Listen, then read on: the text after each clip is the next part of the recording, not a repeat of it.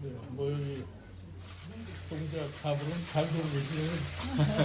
제가 패밀리가 떴다 오늘 같이 가불의 경계선상에 고구동산이라고 있어요. 네. 저희 가서 이제 동작은 수변도시인데 수변도시가 잘 안 되고 있기 때문에 수변도시가 동작을 경제도시로 만들자 이런 거 같이 이따 발표하고 있습니다. 동작에서 저보다 10년 일찍 태어나셨어요.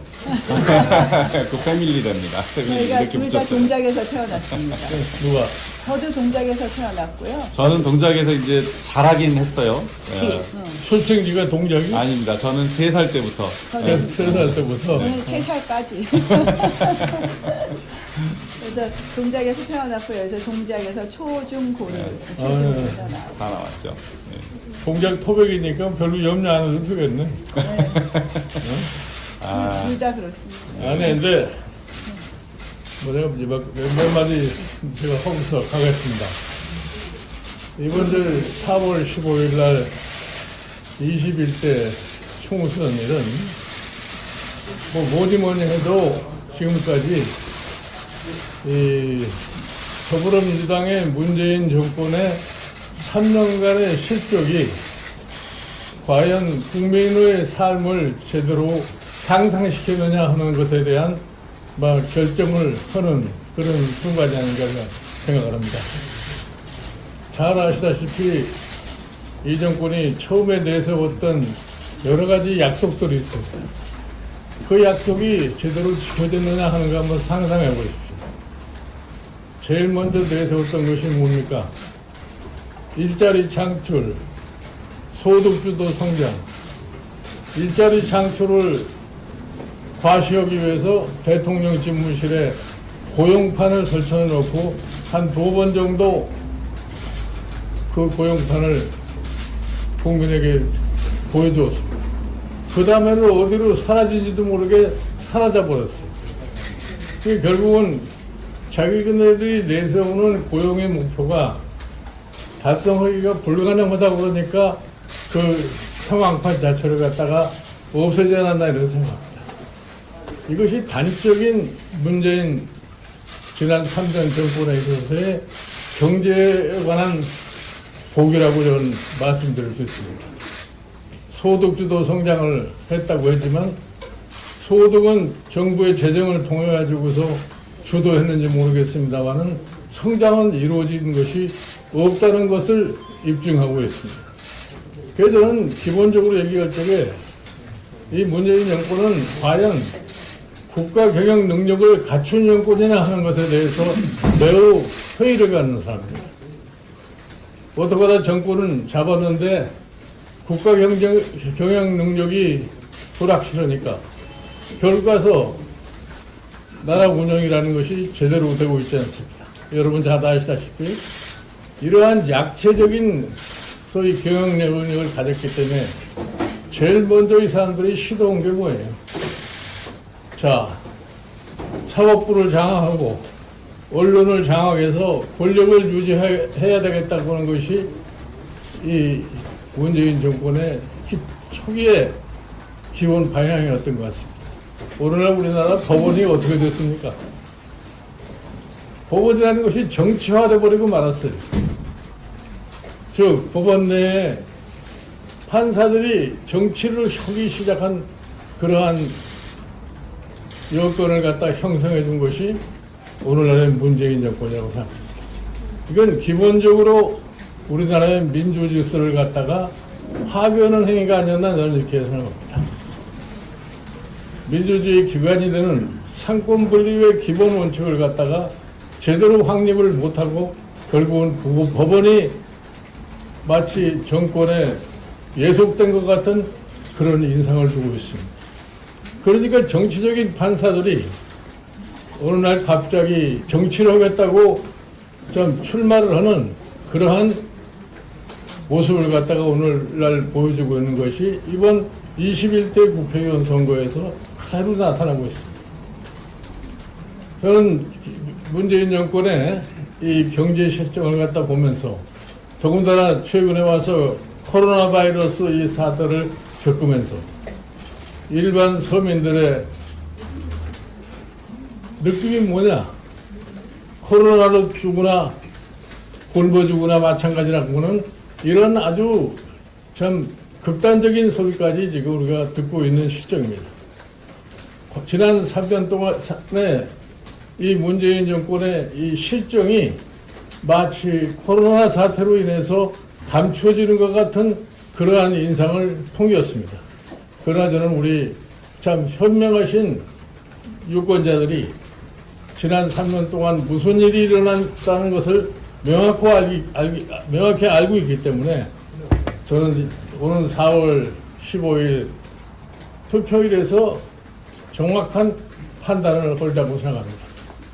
저는 사실 이 서울에서의 선거를 지난 우리가 1950년도 제2대 국회의원 선거에서부터 지금까지 아주 유심히 관찰을 해온 사람 중에 한 사람입니다.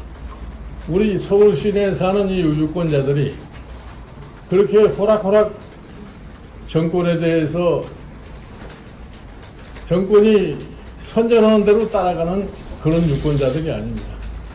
잘 아시다시피 지금 우리가 겪고 있는 이 상황을 국민들이 너무나 잘 알기 때문에 제가 지금 여기 미래통합당에 선대위원장으로 들어와서 며칠 되지 않았습니다만은 저는 이번 4월 15일 선거에 대해서 별로 그렇게 최근에 여론조사에 나타나는 상황처럼 그렇게 믿지를 않습니다. 저는 이번 4월 15일 총선에서 유권자들의 현명한 판단으로 인해서 이 정권의 문을 철저하게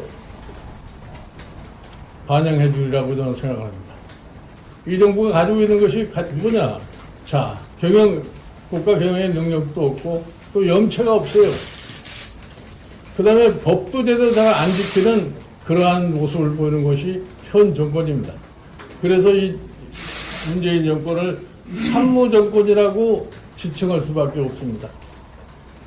자, 무능에다가 무치에다가 무법이라고 하는 이런 산무 정권을 갖다가 유권자들이 너무나 잘 인식하고 있기 때문에 이번 4월 15일 총선에서 동작 가불에 출마하고 계신 우리 나경원 후보, 장진영 후보 이 두 분의 승리에 대해서 저는 조금도 의심치 않습니다. 여러분들이 지금 정부가 자랑으로 내세우는 세계 최초의 5G를 갖다가 우리가 상용화했다 이렇게 얘기를 하고 있습니다. 어저께 교육부의 발표가 될 것 같으면 오늘 9일서부터 고등학교, 중학교 온라인 교육을 갖다 실시하려고 그러는데 상용화 5G가 상용화의 최초로 세계 최초로 자랑하는 나라에 교실에서 와이파이가 터지질 않습니다. 이게 와이파이가 터지지 않으면은 온라인 교육이라고 하는 것이 불가능해요. 그리고 우리가 현재 우리 많은 학생들이 스마트 기기를 갖다가 스스로 갖고 있지를 못합니다. 이런 상황에서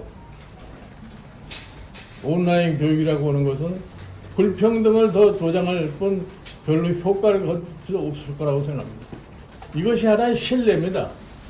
지금 문재인 정권이 오늘날 각 분야에서 이것저것 얘기하는 것이 다 현실과 동떨어지고 그저 무조건 하나의 선전 효과를 보기 위한 노력에 불과하다고 봅니다.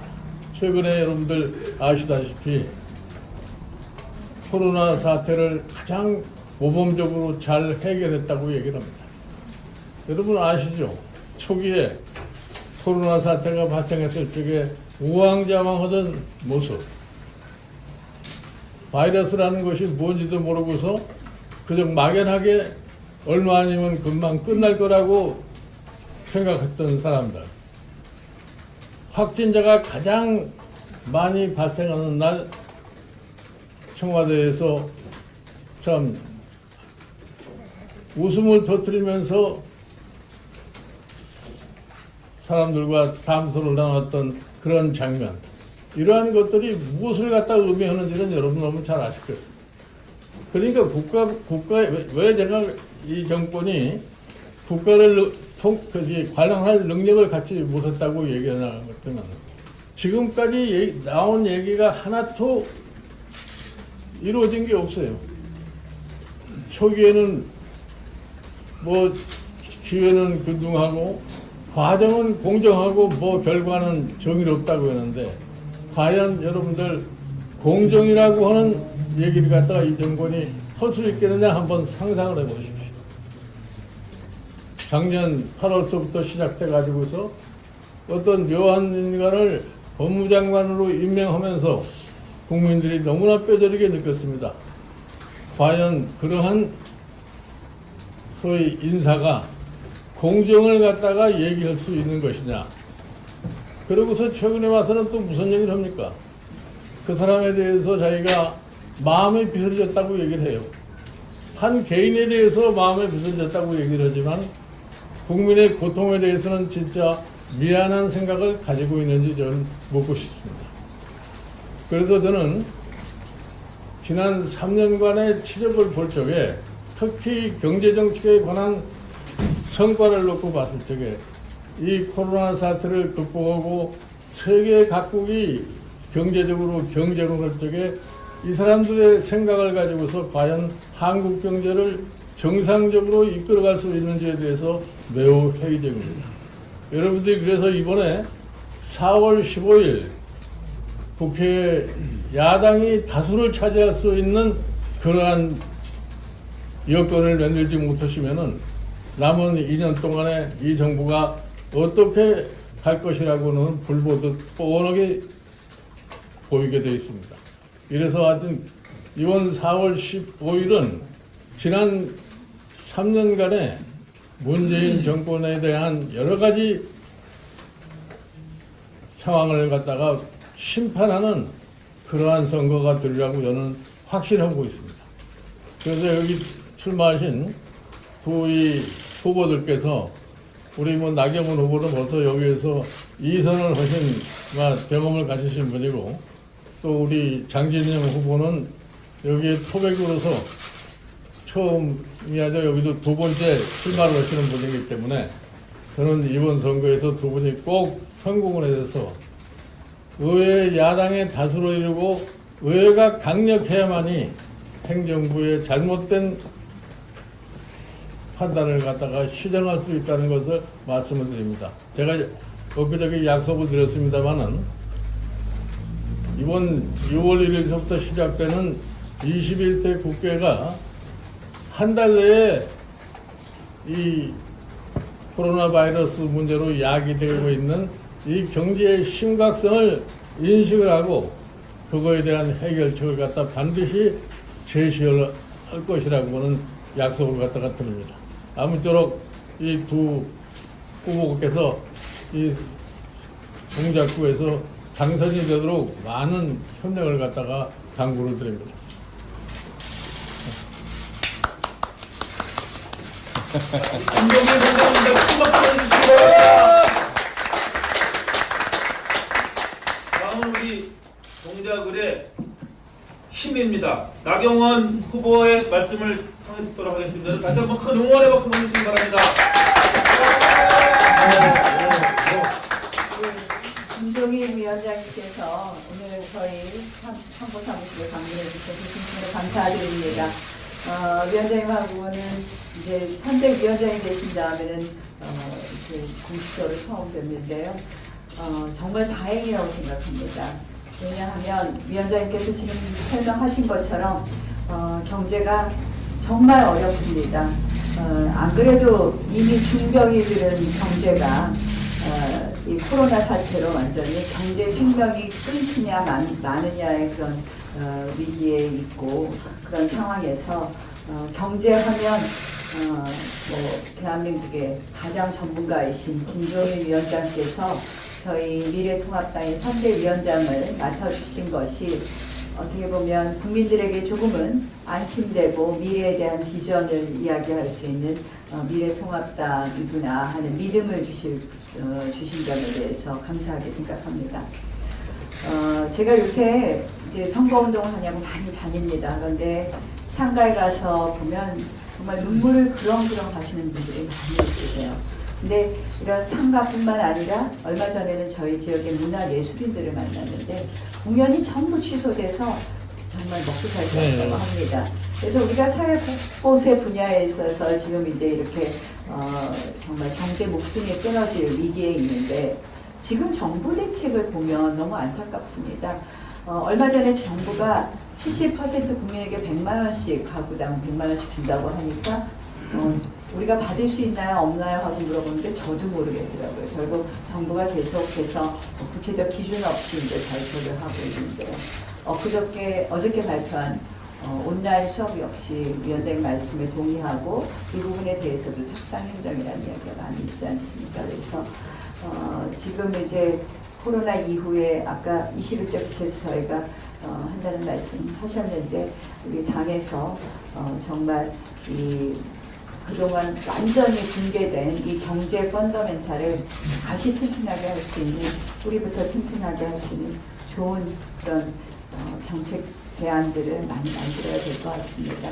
위원장님께서 해주실 거라고 생각하고 저희는 뭐 당연히 우리 중앙당에서도 그런 정책 대안을 해주시고 저희도 각 지역에서 이러한 우리의 의지, 능력 이것을 보여서 반드시 승리하는 것으로 우리 21대를 준비하도록 하겠습니다.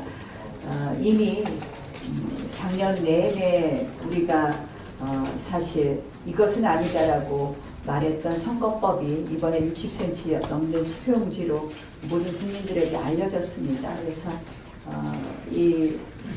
저희가 21대 들어가서 이런 해야 될 일이 너무 많기 때문에 다 같이 우리 국민들께서 아실 거고 그래서 반드시 대한민국 미래를 바꿔나갈 수 있다고 생각합니다. 열심히 하겠습니다. 고맙습니다. 네, 다시 한번 나경원 후보 큰 박수 보내주시기 바랍니다. 다음 계속해서 동작갑의 새 희망입니다. 장진영 후보의 말씀을 청해 듣겠습니다. 큰 박수 보내주시기 바랍니다. 감사합니다. 동작갑의 장진영 후보입니다. 아직 동작갑이라는 이름이 많이 저에게 낯설긴 합니다. 오늘 나경원 대표님 사무실에 오니까 제 고향에 왔는데 많이 감개가 무량합니다. 특히 오늘 우리 김종인 선대위원장님께서 우리 동작을 찾아주셔서 더더욱 내일부터가 이제 본격적인 선거운동인데 하루 앞에 이렇게 찾아주셔서 큰 힘이 될 것 같습니다. 김종인 위원장님께서는 이제 제 개인적으로는 저의 아주 소중한 멘토이십니다. 그리고 이제 저에게는 또 후원 회장이라는 중책을 또 맡아주시기도 했습니다. 그래서 제가 이번에 당선돼야 되는 제일 중요한 이유이기도 합니다. 예. 지금 저도 이제 동작갑의 주민들을 많이 만나고 있는데 제일 감사한 말은 동작갑에 와줘서 고맙다 이런 얘기를 많이들 하시는데 동작갑은 이제 16년 동안 민주당에 내리 뺏긴 땅입니다. 그래서 이제는 이번만은 정말로 이기고 싶다라는 열망이 정말로 가득한 그런 곳이고요. 그래서 제발 이겨달라라는 후보한테 그런 이겨달라라고 간청을 하실 정도로 아주 열망이 가득합니다. 그리고 이제 다녀보면 자영업자 하신 자영업자 소상공인들을 만나보면 이분들은 거의 분위기가 정리된 것 같습니다. 지금 문재인 정부의 실정으로 인해서 경제가 파탄이 되고 그로 인해서 개인들의 생활, 가족들의 생활이 정말 말할 수 없이 지금 초토화되는 그런 이제 과정에 있는데요. 지금 뭐 코로나 가지고 이렇게 저는 장벽을 또는 포장을 하려는 시도를 하는 것 같습니다만은 국민들은 김종인 대표님 말씀하셨듯이 거기에 넘어가지 않습니다. 우리 국가 경제 체력의 면역력을 다 약화시켜 놓고 이런 이제 세계적인 위기가 오더라도 면역이 튼튼하면 우리가 이겨낼 수 있는데 면역이 없기 때문에 버틸 힘이 없게 만든 것이 정부의 책임이라는 것을 누구보다도 국민들은 다 꿰뚫어보고 계십니다. 그래서 그 심판론이 강하게 작용을 하고 있다는 점은 제가 바닥을 돌아다녀 보면 너무 여실하게 느낄 수 있습니다. 제가 걱정했던 것은 이제 우리 당이 좀 더 안정적인 체제로 그 선거에 임해야 되는데 이런저런 이제 잡음들이 좀 많이 나와서 그게 현장을 뛰는 후보로서는 상당히 걱정이 많이 됐었습니다. 그래서 김종인 우리 대표님이 좀 일찍 선대위원장으로 오시기를 저는 이제 간절히 바랬는데 이제라도 조금 늦어도 제가 참 마음이 많이 탔는데 오셔서 이틀 전에 그 100조 원 코로나 비상재원 공약을 또 이렇게 해주시고 그 부분이 국민들한테 정말로 큰 반향을 일으키는 것 같습니다. 지금 정부 여당은 먼저 빚을 내가지고 국민들한테 그걸 나눠주어서 우리 후세들에게 부담을 지우겠다. 이런 이제 얘기를 하고 있는 와중에 김종인 대표님께서 그런 방식이 아니라 올해 예산 중에 예산 항목을 전용해서 후세들한테 부담을 남기지 않으면서도 위기를 극복할 수 있는 방안을 제시하신 것은 정말 신의 한 수였다.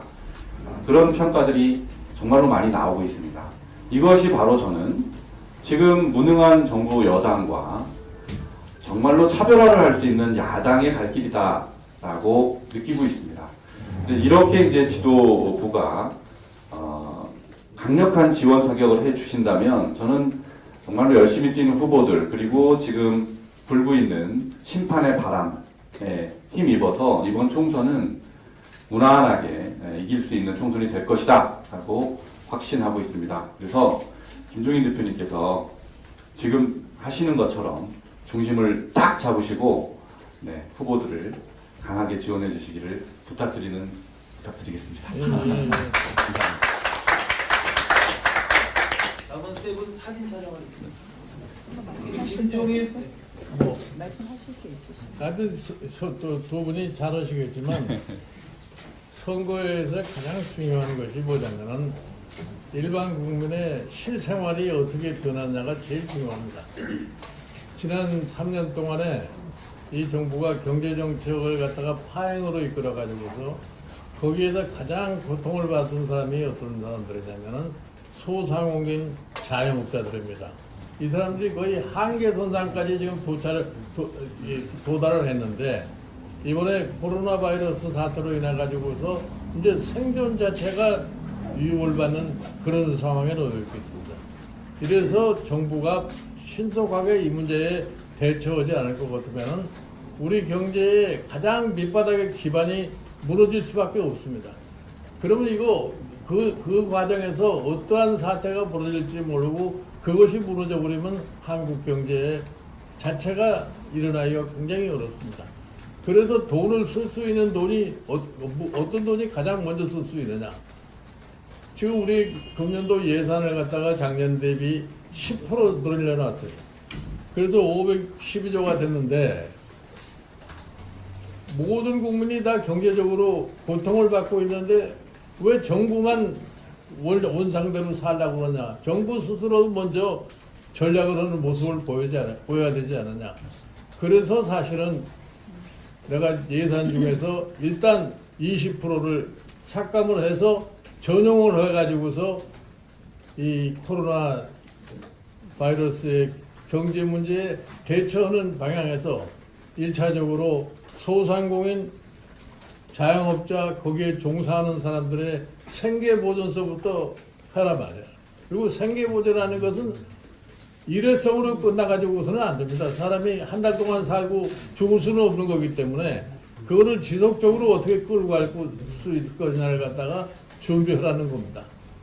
그런데 지금 그거 처음에는 무슨 말인지도 몰랐다가 이제 그 얘기를 끄집어내니까 허둥지둥하는 모습을 보이고 뭐 각종 얘기를 많이 하고 있는데 실질적으로 우리나라의 이 예산 전용이라고 하는 것을 전혀 무슨 뜻인지를 모르고 막 얘기하는 사람들이 많은데 여러분들이 그런 점을 국민들에게 잘 설득을 시킬 것 같으면 이제 설명을 하면은 국민들이 좀 납득이 쉬울 겁니다. 오직 하면은 제가 사실은 1956년도 대통령 선거에서 구호로 내세웠던 못 살못다 갈아보자라고 하는 말이 지금 서민들 사이에 유통되고 있다고 하는 얘기를 갖다 하는 겁니다.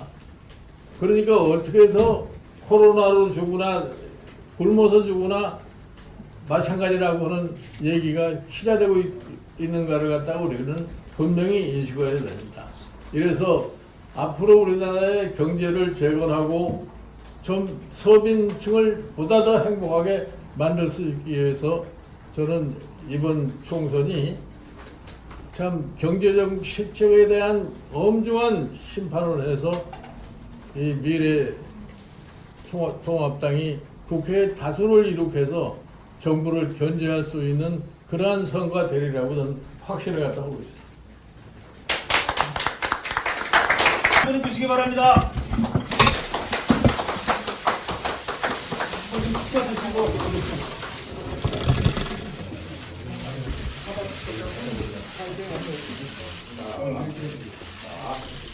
동자 파이팅! 파이팅! 동자 파이팅!